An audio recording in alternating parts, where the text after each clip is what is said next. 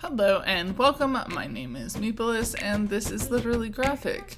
And today we are looking at Secretly I've Been Suffering About Being Sexless by Togami, translated by Alexandra McCullough Garcia. It was first published in August 2018 and then in English by Yen Press in 2019. As far as warnings, obviously this book talks about sex, but it's not erotica or anything. Some sexually charged images and use of visual tropes when it comes to sexy, but yeah, not really sex. The real trigger warning is for dieting. As far as Togami goes, I really couldn't find anything about them. I was also more than a little confused because there's a general agreement that this is autobiographical, but the back of the book also includes a disclaimer that all characters and places are not real.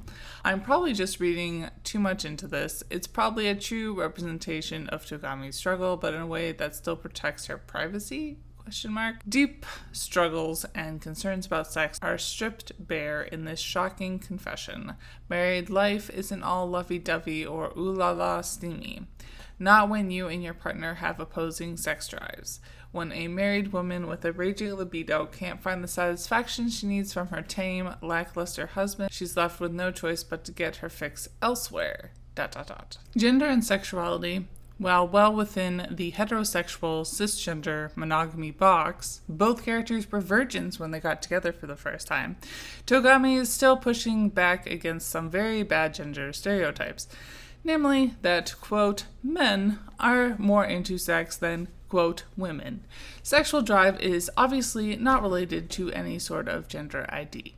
That said, people's real lives sometimes don't make perfect sense and go down odd rabbit holes.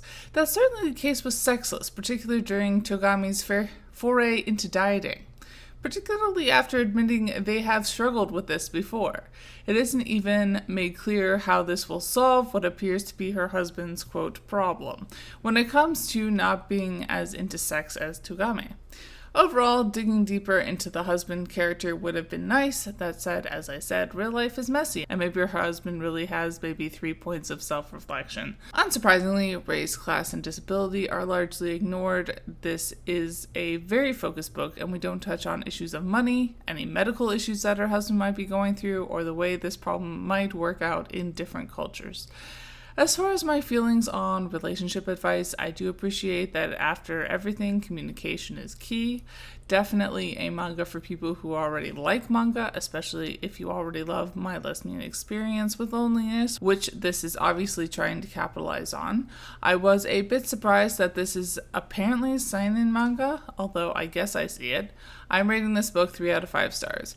Bye y'all, keep reading and resist white supremacy. And as always, Literally Graphic is recorded on the traditional territory of the Mississaugas of the Credit First Nation and Anishinaabe people, the Haudenosaunee Confederacy, and the Huron-Wendat Nation. I live here because of British colonization, indigenous genocide, and more geographically specific, Treaty 13, also known as the Toronto Purchase, which was finalized in 1805 between representatives of the Crown and certain Mississauga peoples. This treaty was a lie and has since been broken many times over. Saying so reflects only my own small steps towards knowing the truth and does nothing for reconciliation.